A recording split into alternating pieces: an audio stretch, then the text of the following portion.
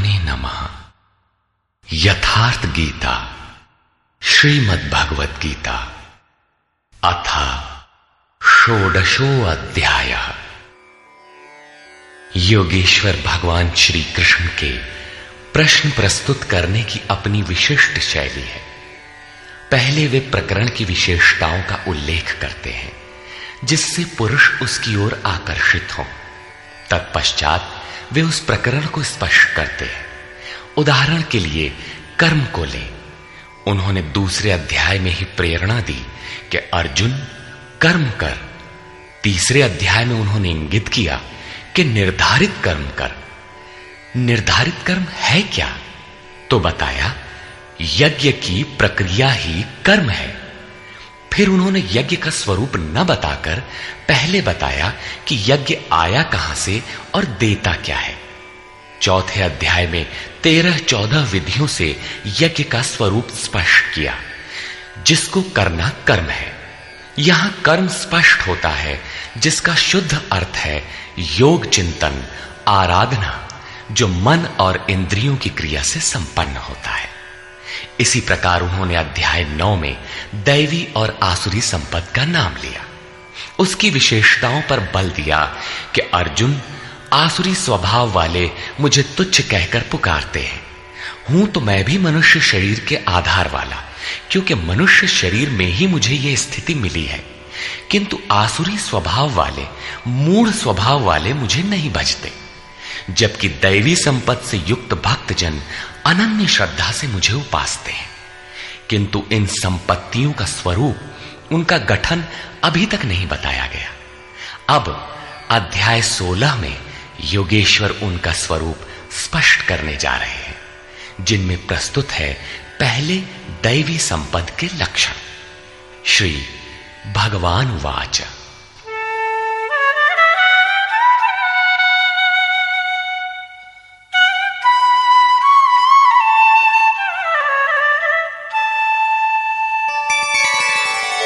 अभयं सत्व संशुद्धि ज्ञानयोग व्यवस्थितिः दानं दमश्च यज्ञश्च स्वाध्यायस्तप आर्जवम्।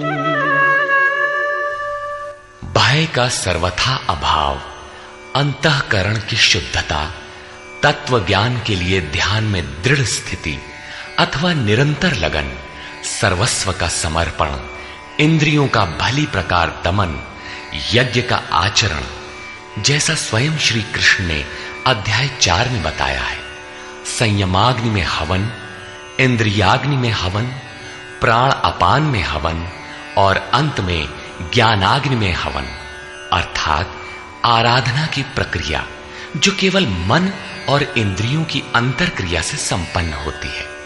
तिल, जौ, वेदी इत्यादि सामग्रियों से होने वाले यज्ञ का इस गीतोक्त यज्ञ से कोई संबंध नहीं है। श्री कृष्ण ने ऐसे किसी कर्मकांड को यज्ञ नहीं माना। स्वाध्याय अर्थात स्वस्वरूप की ओर अग्रसर कराने वाला अध्ययन। तप अर्थात मन सहित इंद्रियों को इष्ट के अनुरूप ढालना, तथा आर्जवम शरीर और इंद्रियों सहित अंतःकरण की सरलता। अहिंसा सत्यम क्रोधस् त्यागः शान्तिरपैशुनम् दया भूतेष्वलोलुप्त्वम् मार्दवम् धीरचापलम्। अहिंसा अर्थात आत्मा का उद्धार, आत्मा को अधोगति में पहुंचाना ही हिंसा है। श्री कृष्ण कहते हैं, यदि मैं सावधान होकर कर्म में न बरतूं तो इन संपूर्ण प्रजा का हनन करने वाला और वर्ण संकर का कर्ता हूं। आत्मा का शुद्ध वर्ण है परमात्मा। उसका प्रकृति में भटकना वर्ण संकर है, आत्मा की हिंसा है, और आत्मा का उद्धार ही अहिंसा है। सत्य, सत्य का अर्थ यथार्थ और प्रिय भाषण नहीं है। आप कहते हैं ये वस्त्र हमारा है, तो क्या आप सच बोलते हैं? इससे बड़ा झूठ और क्या होगा? जब शरीर आपका नहीं है, नश्वर है, तो इसे ढांकने का वस्त्र कब आपका है? वस्तुतः सत्य का स्वरूप योगेश्वर ने स्वयं बताया है कि अर्जुन, सत्य वस्तु का तीनों कालों में कभी अभाव नहीं है। ये आत्मा ही सत्य है, यही परम सत्य है।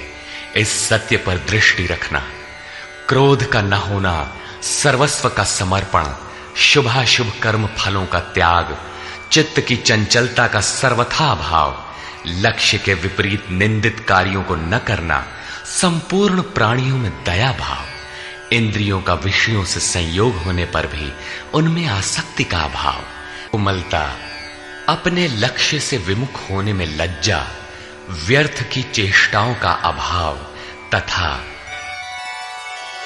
तेजः क्षमा धृतिः शौचम् अद्रोहो नातिमानिता भवन्ति सम्पदं दैवीम् अभिजातस्य भारत।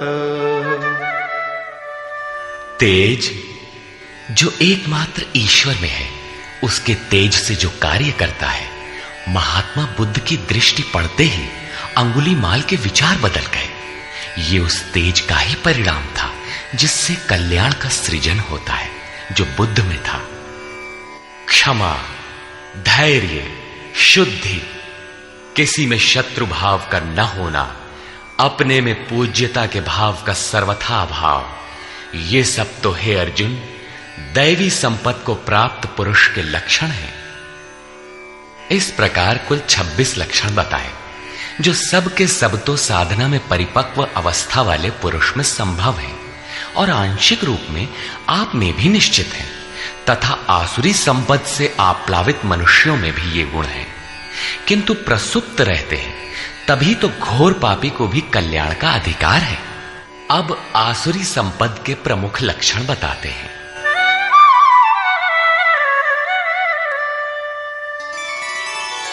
दम्भो दर्पोऽभिमानश्च क्रोधः पारुष्यमेव च अज्ञानं चाभिजातस्य पार्थ संपदमासुरी। हे पार्थ, पाखंड, घमंड, अभिमान, क्रोध, कठोर वाणी और अज्ञान, ये सब आसुरी संपद को प्राप्त पुरुष के लक्षण हैं। दोनों संपदाओं का कार्य क्या है? दैवी संपद विमोक्षाय निबन्धायासुरी मता मा शुचः संपदं दैवी अभिजातोऽसि पांडव। इन दोनों प्रकार की संपदाओं में से दैवी संपत्ति तो विमोक्षाय, विशेष मोक्ष के लिए है, और आसुरी संपदा बंधन के लिए मानी गई है। हे अर्जुन, तू शोक मत कर, क्योंकि दैवी संपदा को प्राप्त हुआ है, विशेष मुक्ति को प्राप्त होगा, अर्थात मुझे प्राप्त होगा। वे संपदाएं रहती कहां हैं?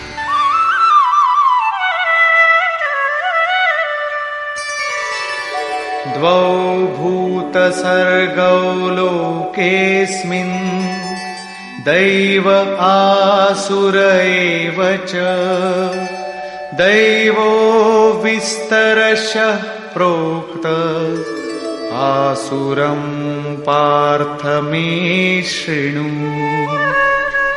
हे अर्जुन, इस लोक में भूतों के स्वभाव दो प्रकार के होते हैं, देवों के जैसा और असुरों के जैसा।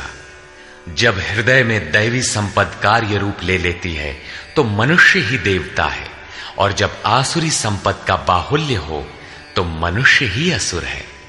सृष्टि में ये दो ही जातियां हैं, वो चाहे अरब में पैदा हुआ हो चाहे ऑस्ट्रेलिया में, कहीं भी पैदा हुआ हो, बशर्ते है इन दो में से ही। अभी तक देवों का स्वभाव ही विस्तार से कहा गया, अब असुरों के स्वभाव को मुझसे विस्तार पूर्वक सुन।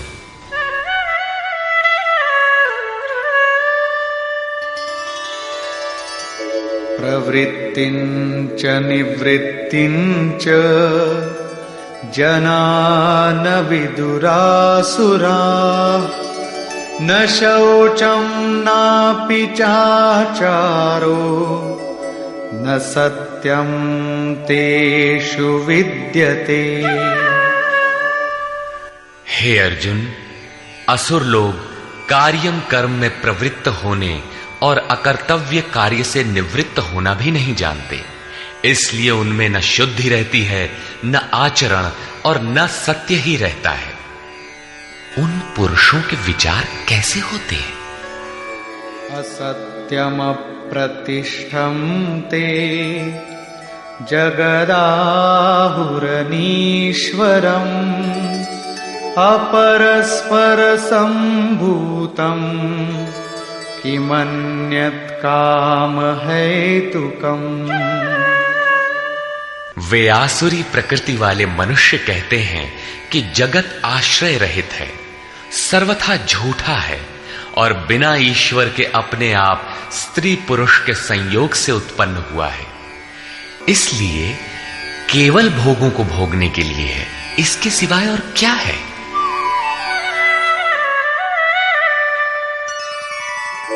एतां दृष्टिमवष्टभ्य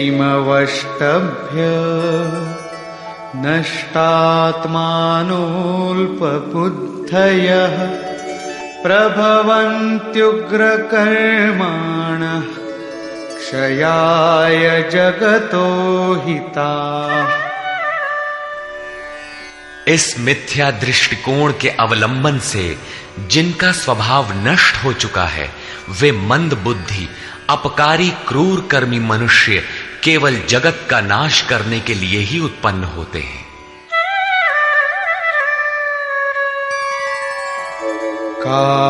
काममाश्रित्य दुष्पूरम् दम्भमानमदान्विताः मोहाद् गृहीत्वात् सद्ग्राहान् प्रवर्तन्ते शुचिव्रताः।